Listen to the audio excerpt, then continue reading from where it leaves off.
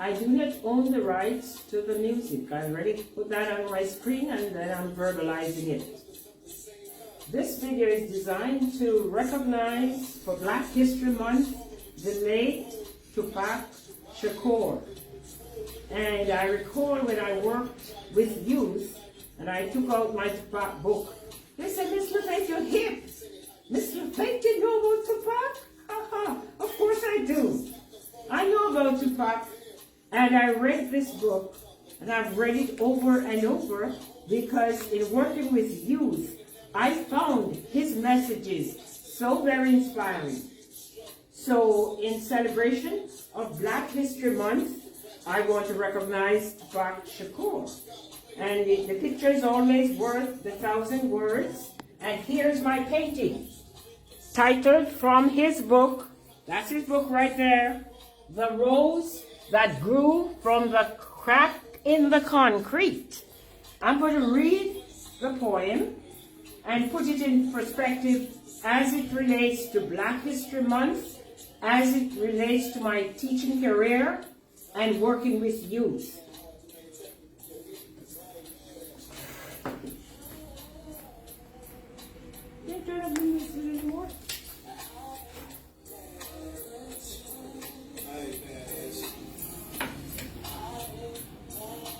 And that's the Tupac music there.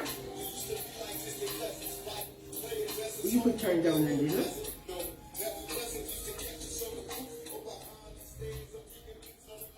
That young man, Tupac, was indeed a philosopher in my estimation. When I read the book and some of the poems, they are so very on point and philosophical. So let's take the rose that grew from the crack in the concrete. And this book was produced by his mom. He hand wrote the poems, 200 of them by hand. And his late mom took them and had them typed and put in this book. I treasure this book. I've loaned it out many times, and once upon a time I thought I would never get it back, but I treasure the book. Okay. This is the poem. The rose that grew from the crack in the concrete. Did you hear about the rose that grew from the crack in the concrete? Proving nature's law wrong. It learned to walk without having feet. Funny, it seems, but by keeping its dreams, it learned to breathe fresh air. Long live the rose that grew from the crack in the concrete when no one else even cared. Now, interpretation. The way Tupac interpreted or explained his poem is in the context of, rather than letting your rough environment define you, rise up into something beautiful, and then contrast the delicate petals against the unyielding concrete. You know what I told the youth I worked with many, many years ago? I used to say to them, it is not where you live that defines you. It is what is living in you. I recall when I mentored young boys on the east side of Wilmington, and I had a documentary out there titled Arts as Prevention. Yes, I fed them on positivity. And you know how in our society today, all we can hear, at-risk youth, at-risk youth. Well, learn this. When I worked for the Wilmington Job Corps Center, which is a part of the National Job Corps program that provides skills for youth free of cost. And the Job Corps Center is located at 9 Vandiver Avenue here in Wilmington, Delaware, zip code 19802. Must be the best kept secret in town. many youth. And the program is FREE. Free program provides stipend. Every 2 weeks they get money, a stipend. They get clothes. They get breakfast and lunch. If they live off-site, their transportation is a wonderful program. So if you have your youth out there, it's from ages 16 to 24, I think it is. Register them for the Job Corps program. And let me go back to Tupac's poem about rose growing from concrete. Now, by nature's law, roses are supposed to grow in fertile soil. So, what, again, he was trying to emphasize that out of your rough situation, you can grow. You can rise above it and become something beautiful. And let me share a little experience with the students, the youth I worked with. Well, Job Corps, one of the national directors, changed that stereotype of at risk. And she said, we are not going to call them at risk. We will call them at promise. And when I taught at Job Corps, I was a career preparation specialist. And each morning, the first thing was our affirmations. I will discipline myself so no one else has to. And these were positive affirmations. But I used the at-risk stereotype and I turned it around. I made an affirmation of it. I said to the young people, say this: I am not at risk, I'm at promise. I am not at risk, I'm at promise. And let's be philosophical now and just put it in perspective here. The youth that we label at risk, in actuality, they are not at risk. They are at promise. If we find the promise in them, like we do at Job Corps, and we bring out the promise, if we allow them to bloom like the rose from the concrete. But no, society, we toss money out there, the at-risk youth, rather than seeing them as at promise. And we must go to the root of the tree. We don't wait until they become at risk as we label them. Start where the seed. Put that seed in the soil. Nurture it. It will grow up. It will develop a trunk. Branches will spread out. There will be leaves. There will be flowers. And there will be fruits. Fruits of promise. But if we label them at risk and do nothing, society is at risk, not the youth. So if we do it the right way, we are going to have fruits of peace, fruits of harmony, fruits of justice. They will grow up and they will be prosperous. They are going to make a good way for themselves. All those youth from Job Corps, and I see them in our city daily. They graduated from the program. They're in good jobs out there. So they're the stereotype of at risk. We need to get away from that and treat our youth as at promise. Bring out the promise in them. And I must use 2 examples here. I had a class in 2004. This was not Job Corps. It was a program called Project Stay Free, administered through Kingswood Community Center. And what it was, a school district, which I will leave unnamed, the school district kicked out, not literally, young children who they thought the behavior was too disruptive, was not normal, could not stay in a normal classroom environment. They created a program, a 12-hour day program for these youth.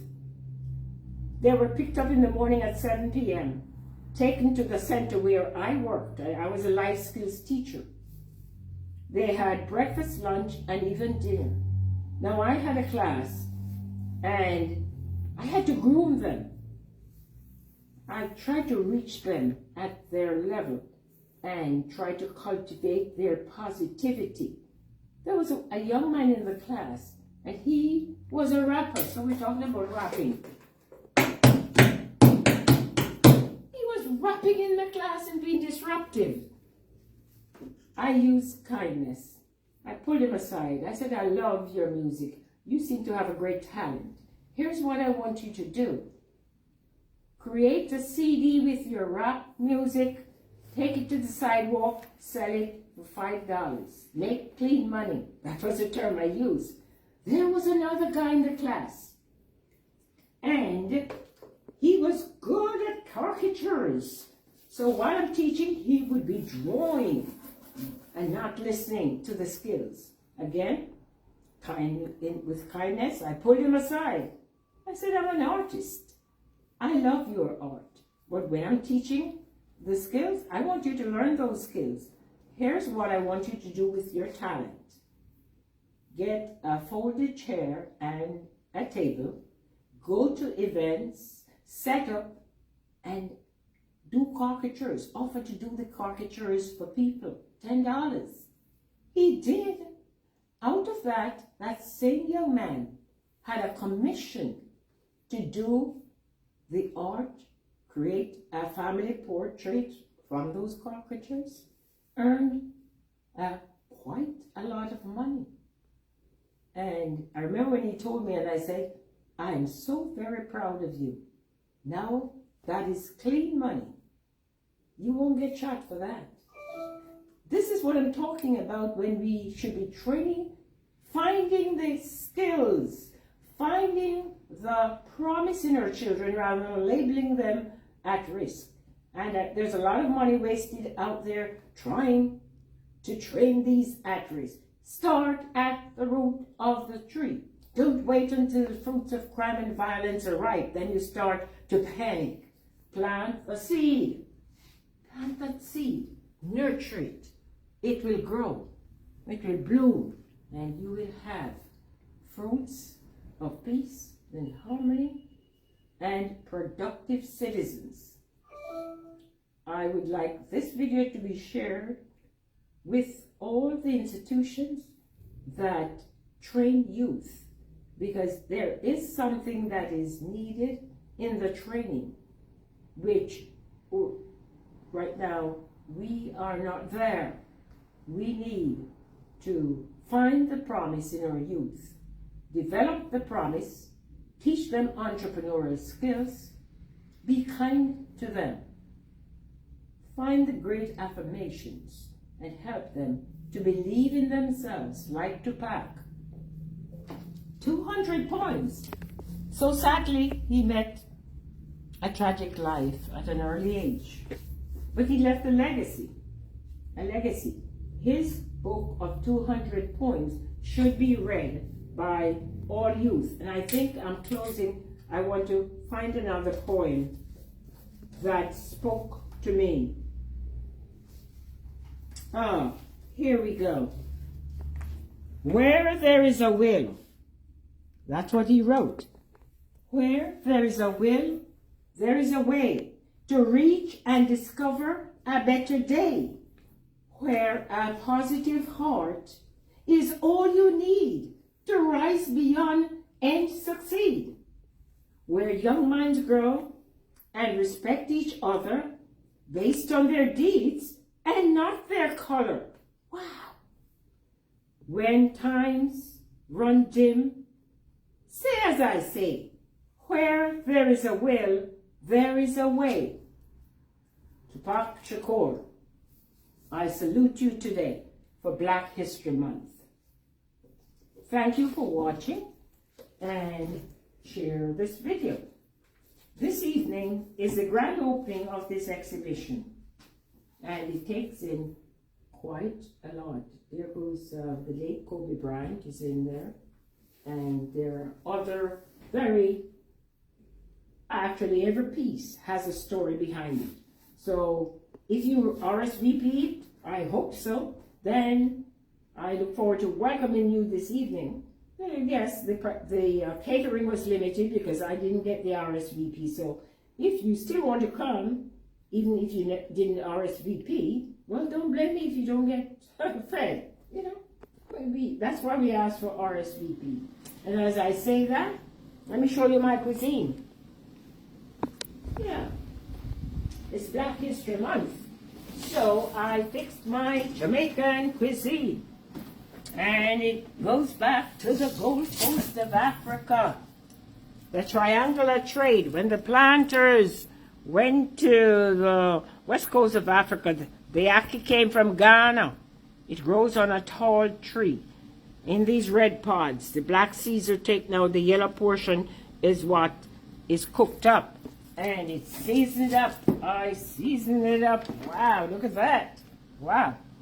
It's sumptuous. And that's going to be served in addition to the menu that Yuli at Amity Bistro, 209 North Market Street. They are catering for this event this evening. And yes, I have wine here too.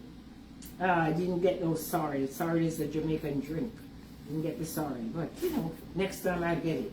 So thank you for watching. Have a very great day. And zoom in. I posted a Zoom. There is a Zoom for this evening's event. If you're not able to come in person, zoom in. Zoom in at 5 o'clock. It's from 5 to 8 o'clock.